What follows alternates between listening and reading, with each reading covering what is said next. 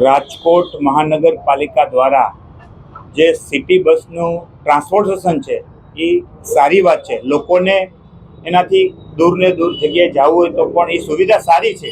પણ છેલ્લા 3 મહિનાથી અકસ્માત જ થયા છે.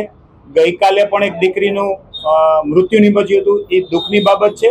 છેલ્લા 3 મહિનાથી અલગ અલગ જગ્યાએ અકસ્માત થઈ રહ્યા છે. ત્યારે સિટી બસના જે સંચાલકો છે, કોન્ટ્રાક્ટરો છે, એના કોઈ નોર્મ્સ પાલન કરવામાં આવતા નથી. અને ખરેખર જ્યારે ડ્રાઈવરોની ભરતી કરે છે ત્યારે એના લાયસન્સ ચેક કરવા જોઈએ, એનું શારીરિક હેલ્થ સારી છે એ પણ ચેક કરવું જોઈએ.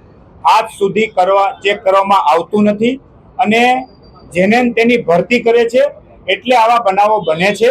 અને આજે પણ મ્યુનિસિપલ કમિશનરના જે સિટી સંચાલક જે છે, એના મેનેજર છે, એને પણ સવારમાં મેં વાત કરી છે કે જે આ સિટી બસના સંચાલક જ છે એની સામે કડકમાં કડક પગલાં લેવાય એવી અમારી કોંગ્રેસ પક્ષની માગણી છે.